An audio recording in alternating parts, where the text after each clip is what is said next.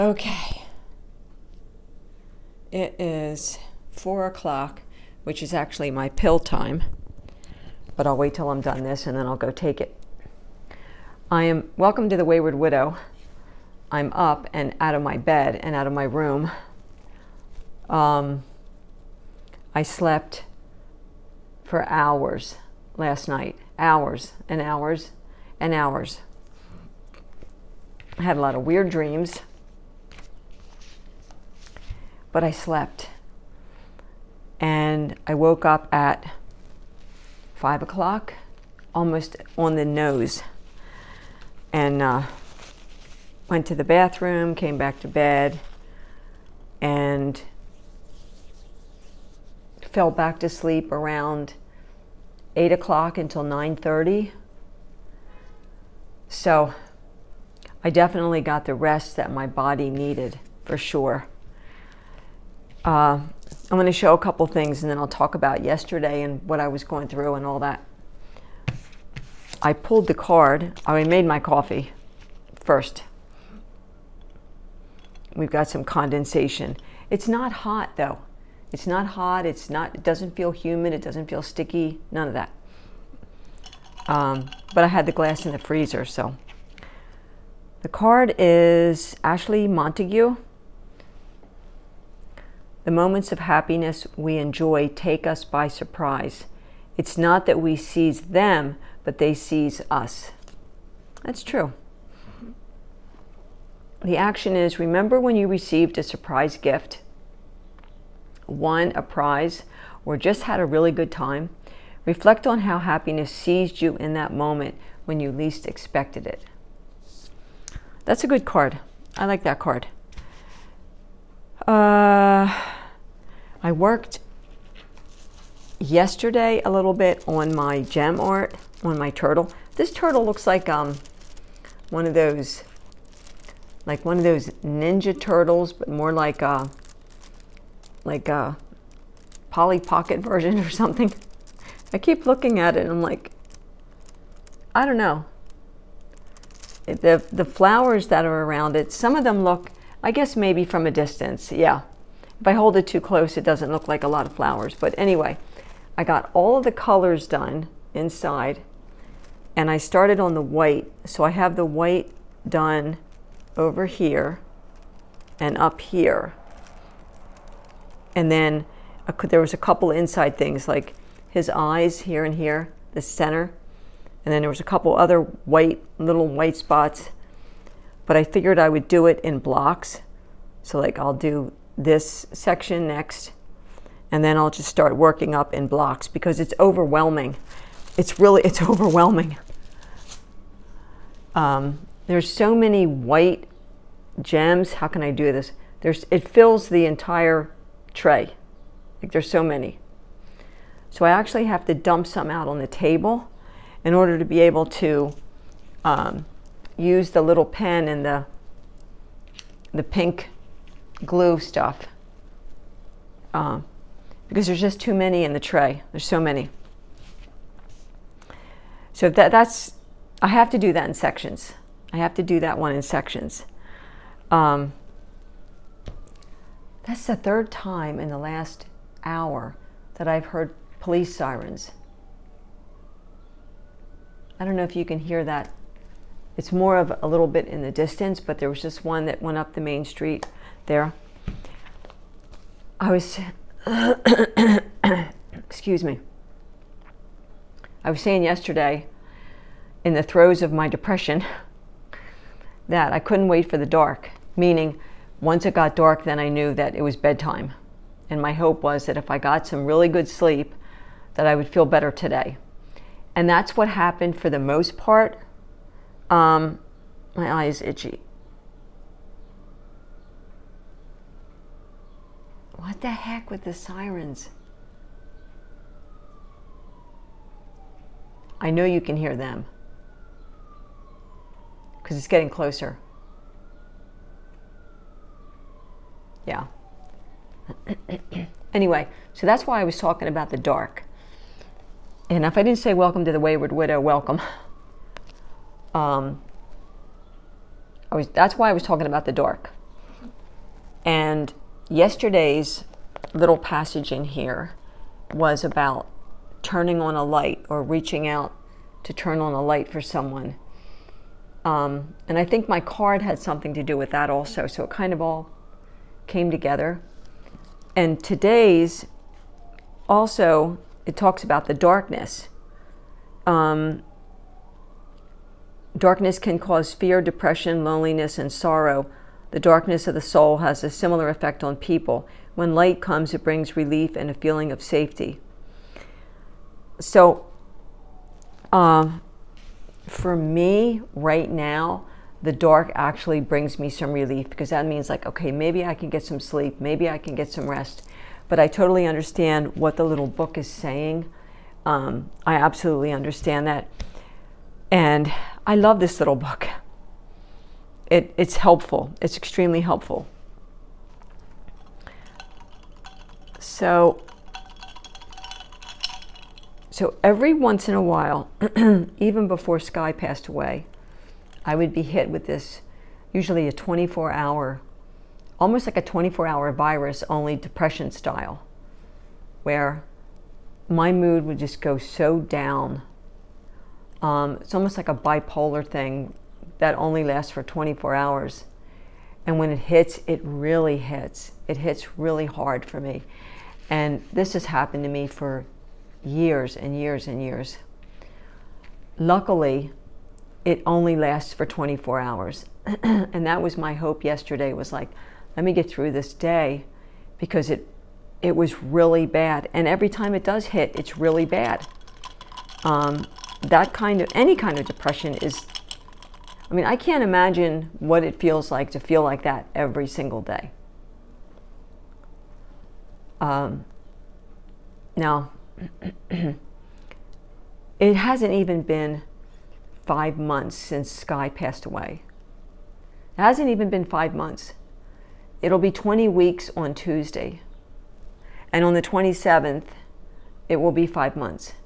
So I'm still so new, so raw, so close. It's like I didn't hit the 6-month mark yet. You know, you don't live with someone, love someone, marry someone, be with someone, make a life with someone for almost 14 years, and then they die in front of you and you can't stop it. And then it's just supposed to be okay, you know? Because it's not. It's not okay. It's not just okay. It's not. I understand it's a time thing where things get gentler and softer.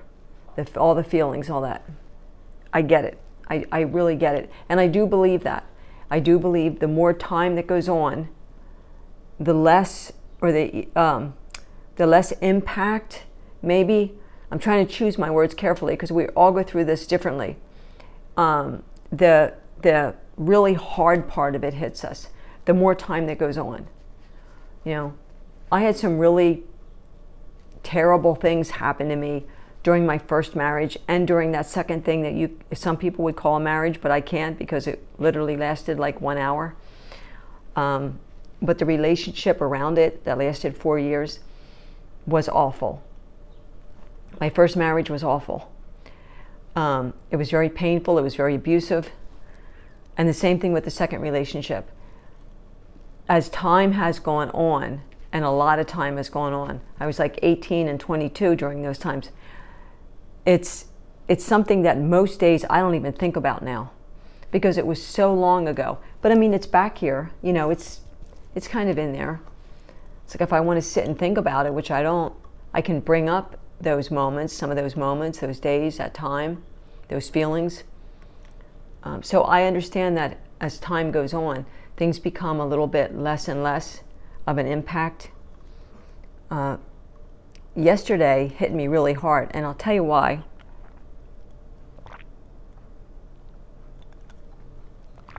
I know exactly what happened to me yesterday. I talked about this in one of my other videos. When Sky and I first got together, in the first couple of years, he didn't have a steady job. He was doing not part-time work, but what do you call it? Temp work. He was doing temp work. And so he would have one job for 2 days, and then they would send him somewhere else, and they would send him somewhere else, and sometimes there was like 3 or 4 days where he didn't have a job at all. I was working full-time at the hospital and with the home health care company. But he kept at it until he found something. We had a lot of struggles during that time. And he sent me a song. He texted me a song by Donovan called Trying to Catch the Wind.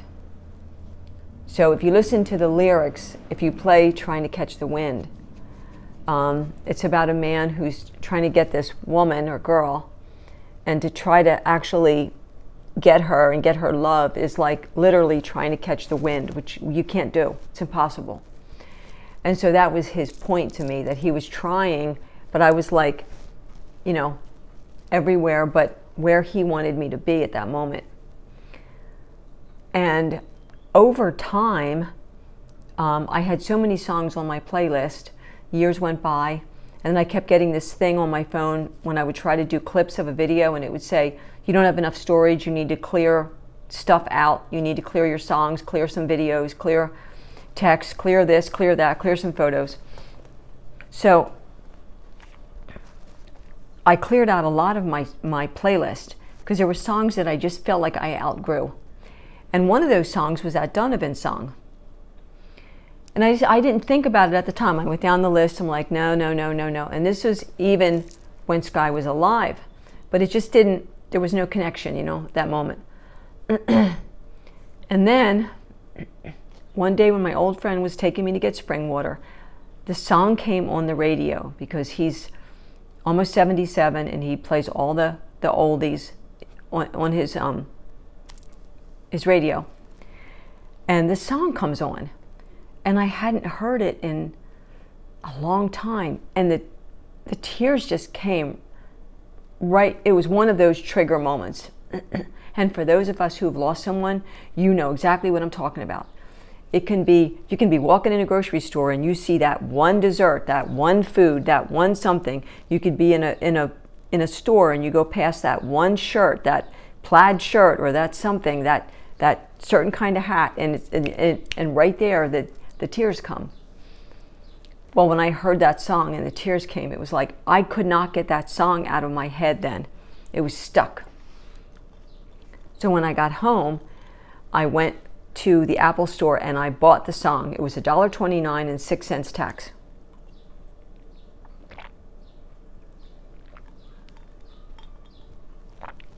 And I started playing it for the next couple days. And then a little bit of time went by, a few days went by. The night before last, I'm laying in bed, and I had just listened to a couple of songs, more upbeat. And for whatever reason, I started playing Trying to Catch the Wind. And I got out of bed and I got Sky's picture out of the drawer. The one where he's laying in the bed and he's looking at me and his eyes are so blue and he's so handsome. And I put the picture next to my phone as I'm laying there. And I'm listening to Donovan sing that song and sing those words.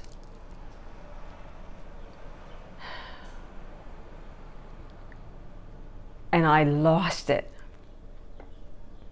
I absolutely lost it. The tears came in a way that they have never come before. The grief, the pain, the sorrow, the loss, the missing him, the realization, the, oh my God, he's gone forever. All of that just came flooding into my brain. So for months, I've just been plowing along, doing the paperwork, sending the emails, making the phone calls, keeping the apartment clean, moving things around, you know, getting the spring water, going to the store, making sure that I just kept going so that I didn't stop long enough to think about what I had been through. I cared for this man for years. I was his care partner. Before that, I was his wife, I was his lover, I was his best friend. I was all that wrapped into one. And then he took sick and needed a care partner. So I still tried to be that person that he loved and I loved him as he grew sicker and sicker and sicker.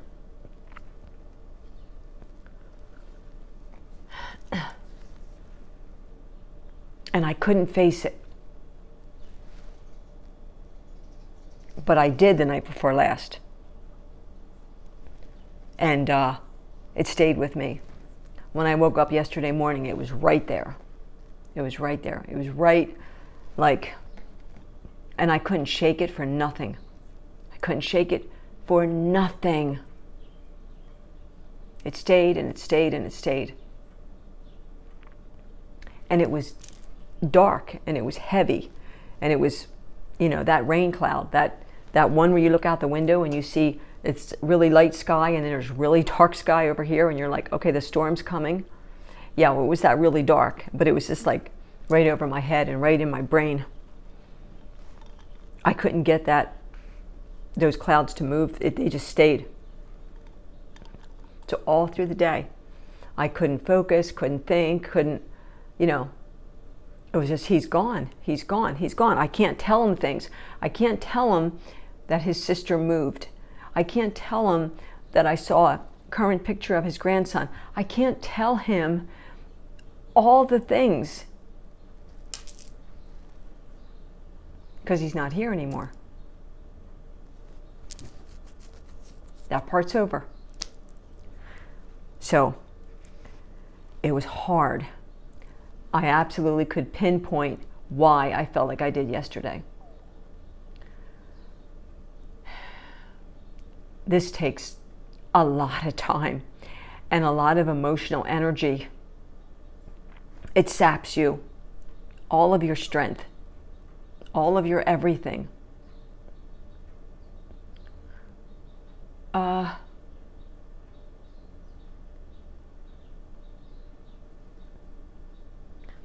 I remember when my dad passed away, my son was working for the funeral home. He was interning.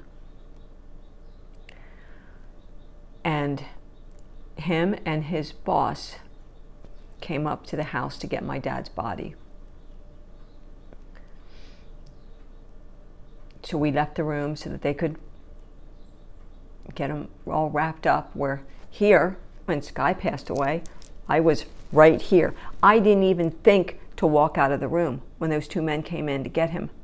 It wasn't even a thought in my head to leave that man, leave that room. I watched every second of that process. But you know what? I can remember almost none of it. Almost none of it. Even though I stood like from there to there, away from them as they wrapped him up. But they were cognizant enough to ask me if it was okay if they covered his face. Because they saw me watching this. Right? But with my dad, when they carried my dad out, they had wrapped him in a red velvet cloth over the bag. And I remember just going to pieces, just saying through all the tears, don't take him, don't take him, don't take him, don't take him. And with Sky, it was just me here, the nurse, the two men from the funeral home, and Sky.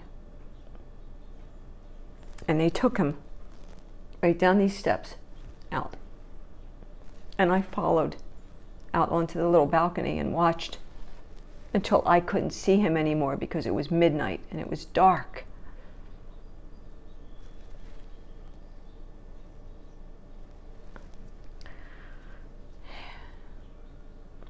So, things hit us at different times in different ways. And yesterday was really hard. I slept soundly with a lot of weird dreams. I slept part of my morning away. And I'm okay enough. It's gray out today. There's no sun. And I'm so grateful for that. Like today, I didn't want the sun.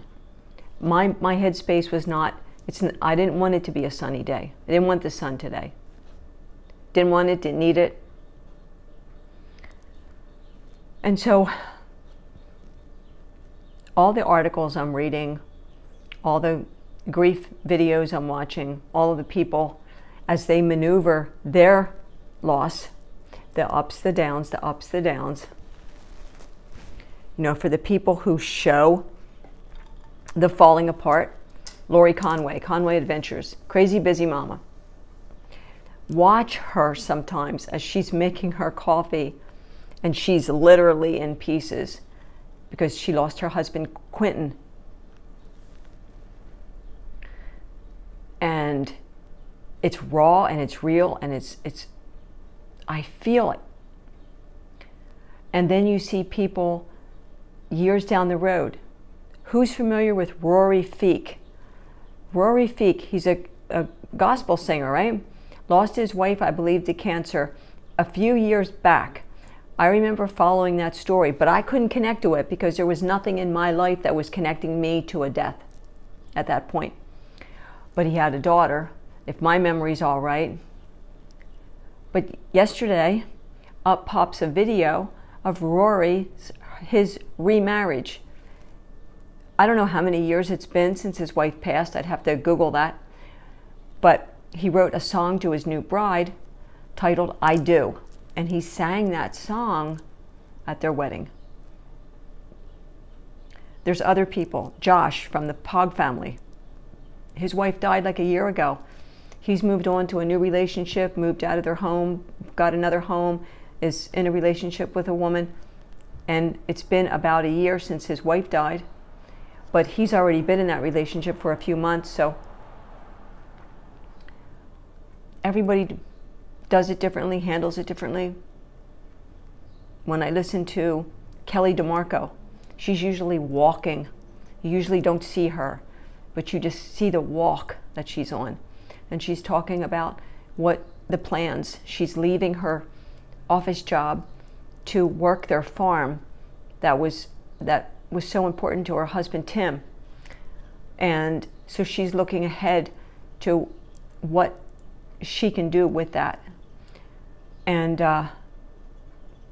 so I watch how other people manage what they do, how they pass their time. And everybody's different. Everybody does it differently. So yesterday for me, it was that Donovan song, Try and Catch the Wind, that knocked me for a loop for 24 hours. So I'm taking a couple days to regroup. I'm going to put the room for rent on the back burner. I'm going to put dating, the thought of dating, way on the back burner. That right now is not even a thought in my head anymore. I have so much to clear up in here, so much to adjust, and so much before I can go into that space. Because right now, at this moment, I'm not 100%, so I can't give too much of anything to anyone else at this point.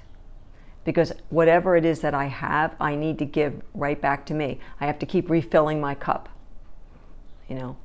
And when I feel like my cup is full and it's steady and it's staying full, then I can think along those lines. But right now it's like, no, I don't like the silence. I don't like the silence. So I try to create some noise. You know, I'm playing more music. I have the TV on more. I'm watching different types of videos. I'm watching people moving forward in their life where there's nothing to do with grief as far as death, but they're just making plans with their life and what they're doing.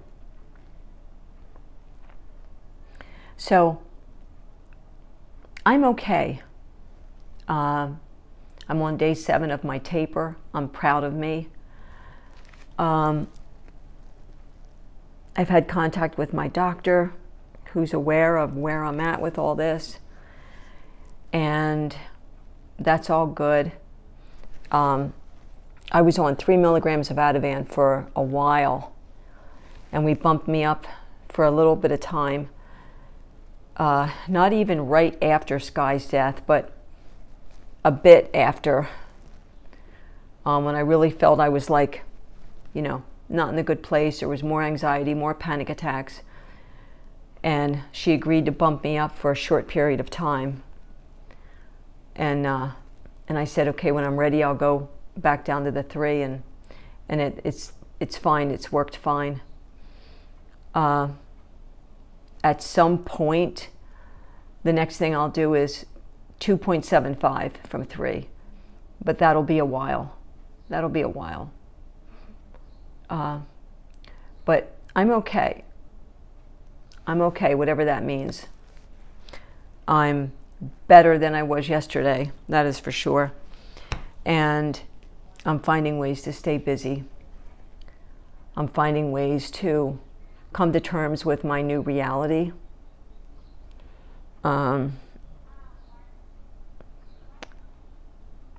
Nothing that's ever happened in my life was in my daytimer, really. Nothing big, nothing, you know, it's just all of a sudden it's just there. And then we have to work with it. And that's what I'm doing the best that I can. So for everybody who reached out to me, thank you for reaching out and saying, hey, hang in there. You know, thank you. Thank you for the comments. Thank you for the hang in there. It's rough. You guys know it. There's some people that have had a loss 10 years ago. For some, it's 5 years ago. For some, it's 3 months ago. For some, it's 2 months ago. For some, it's 8 months ago. But it's hard, and it takes a toll every now and then, and we have to be okay to feel it. And we have to be okay to express it. We have to be okay to say it out loud. We have to be okay to say what we're feeling.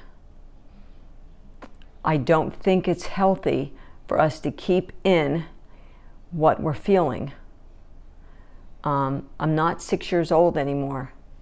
You know, you're to be seen and not heard. I'm not that kid.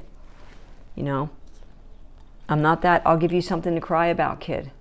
No, I'm almost a 65-year-old woman who's had a pretty significant loss in her life. And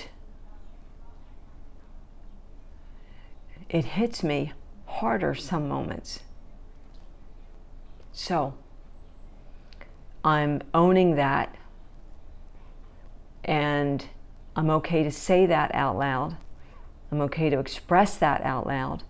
I'm okay to say that it's okay to not be okay for a little while. And sometimes I'm not okay because my man, parts of him, are in some jars over on that table, or in my necklace, or in the lake. And we have to come to terms with that. And we have to make peace with that, you know. Birth, life, death. Birth, life, death. Cyclic. No beginning, no end. Sky would say all the time, there's no beginning, no end. No beginning, no end. Birth, life, death. Birth, life, death. He was the epitome of Buddhism. Birth, life, death. Cyclic. Rebirth. No beginning, no end. And so that's one of the things that keeps me pushing forward in my life, is that I know what he felt and what he believed and what he lived with and what he was sure was going to happen next for him. So I'm stepping down from the podium. You guys are amazing. Thank you. Thank you for choosing this channel, this time, taking the time out of your day, being here with me, supporting each other. We're not meant to go through this stuff alone. We're not. I don't think we are. So I will probably be here tomorrow. be back tomorrow and continue on the journey. Because that's just what I'm meant to do. And I'm okay. I'm okay. So you guys take care. Put the mask on you first.